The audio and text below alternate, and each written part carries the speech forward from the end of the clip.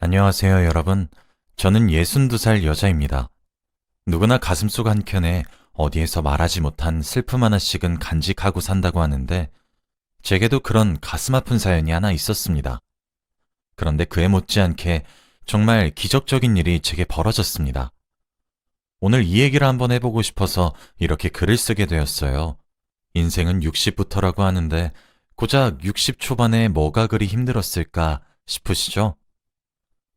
저는 25살에 남편과 결혼을 했어요.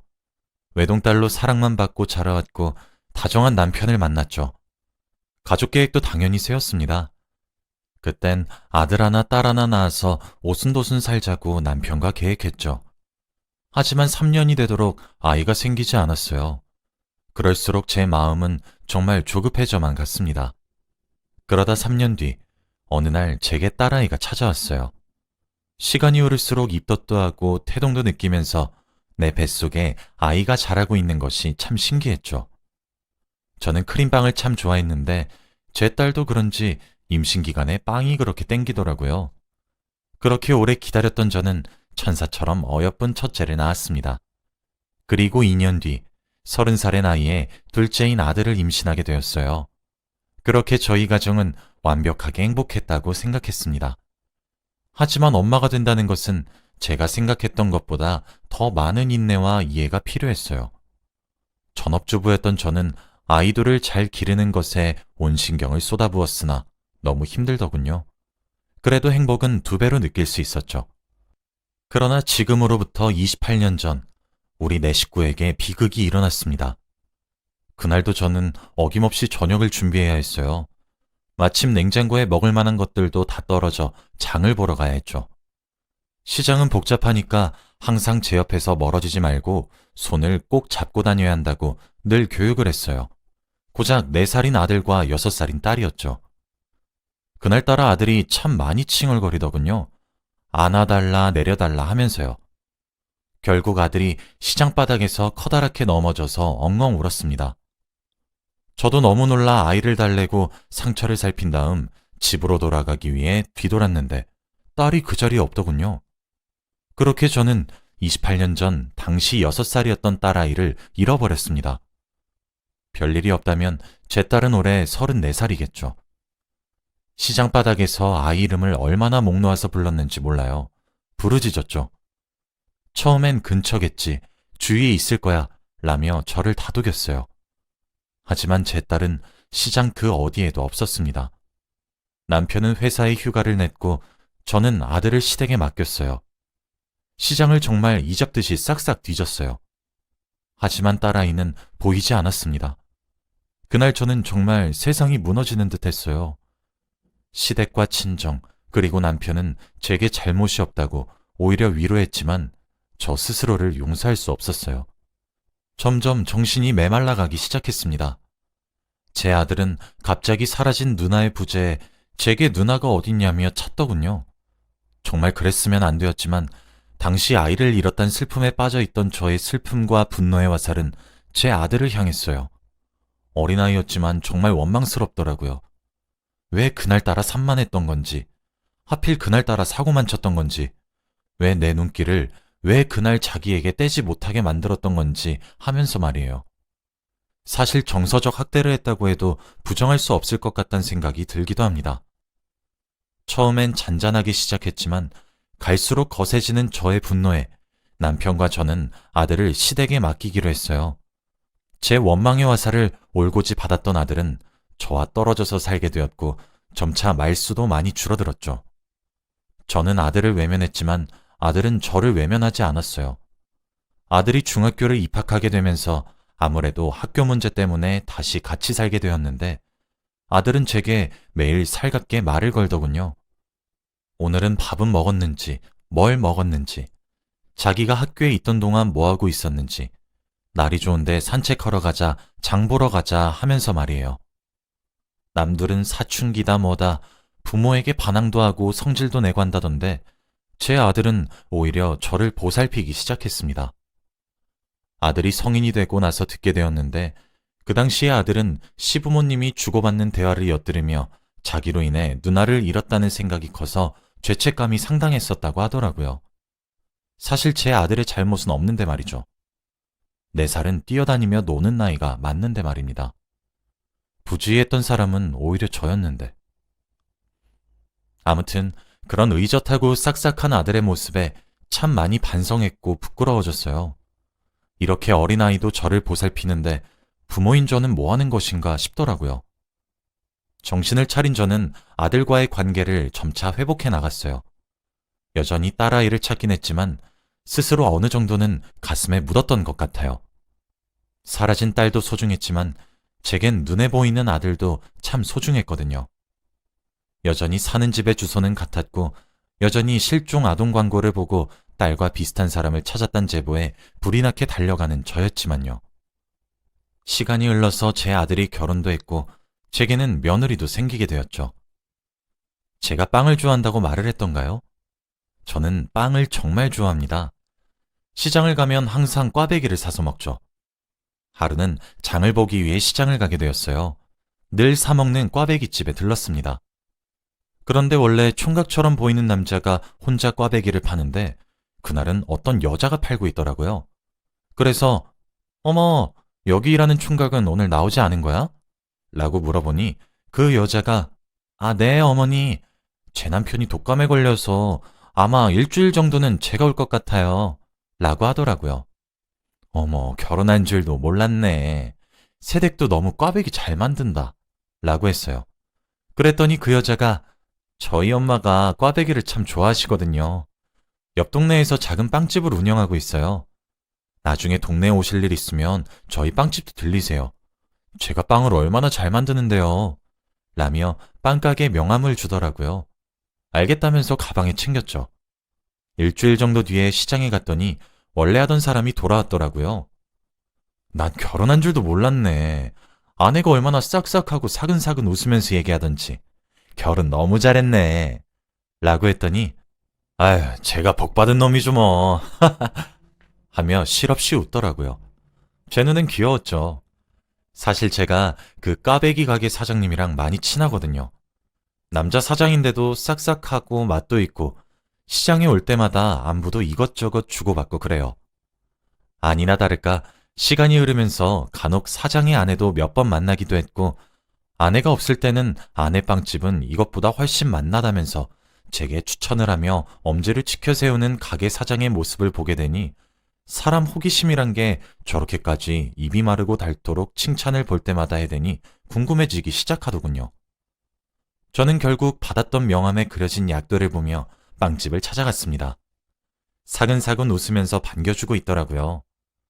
새댁, 오랜만이야. 여기 빵집이 하도 맛있다고 꽈배기 사장이 아주 시장 여기저기 소문내고 다녀서 내가 맛보려고 왔어. 여기 뭐가 제일 맛있어? 하며 인사했어요. 어머, 오랜만이에요, 어머니. 저희 집에서는 밤이 들어간 방시빵이랑 크림빵이 제일 맛있어요. 하며 이것저것 골라주더라고요. 그런데 빵 맛이 정말 맛있는 겁니다. 야들야들하고 촉촉한 것이 정말 앉은 자리에서 개눈 감추듯 먹었다니까요.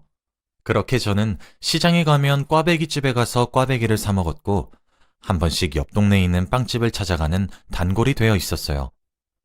그 부부와는 가벼운 하소연을 할 정도로 친해졌죠. 솔직히 제 자식들 또래로 보이는 부부였는데 열심히 살려고 노력하는 모습을 보고 있으니 기특하기도 하고 대견하기도 하고 그랬죠. 그러다가 알게 되었습니다.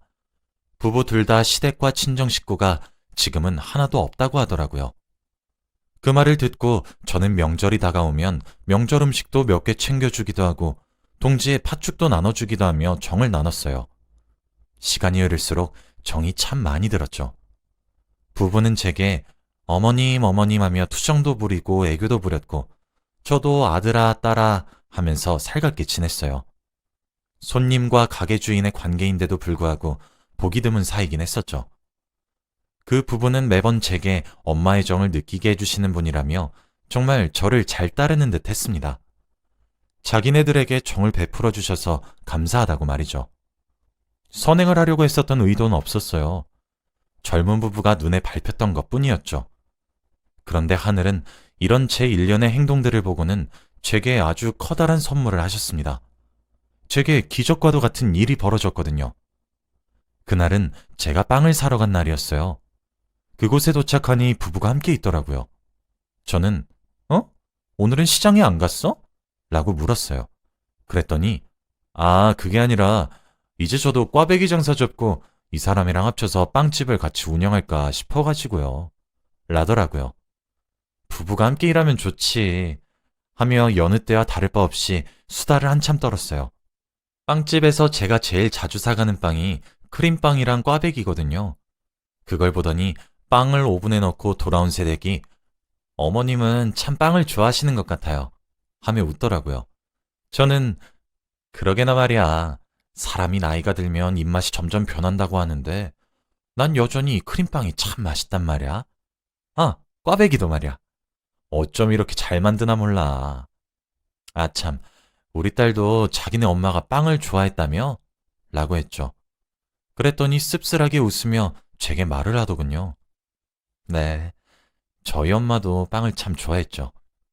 제가 친정이 없는 이유는 사실 저희 엄마가 돌아가신 거나 이런 이유가 아니에요. 저는 어렸을 때 저희 엄마를 잃어버려서 헤어졌거든요.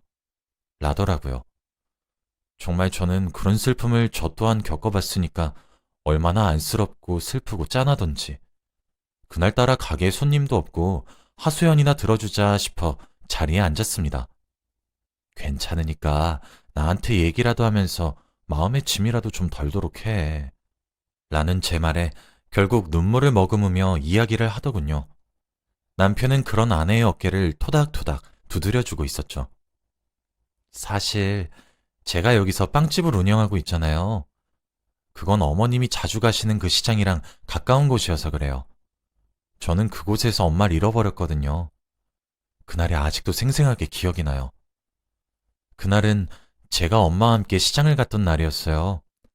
제가 잠시 한눈을 팔았는데 그 사이에 엄마가 정말 온데간데 없으시더라고요. 뭐, 그렇게 제가 엄마를 잃어버린 거죠, 뭐.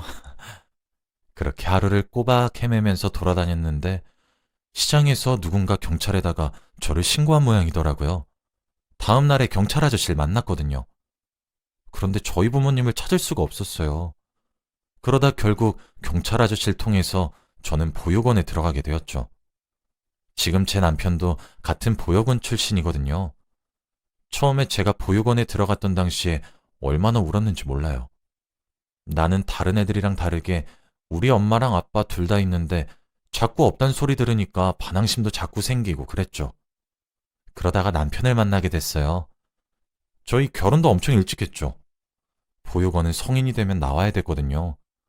성인이 되자마자 남편이랑 살림 먼저 합쳤어요. 사실 저희들 다 입에 풀칠하는 것도 어려운 시기였어요. 그렇게 아둥바둥 살아왔죠.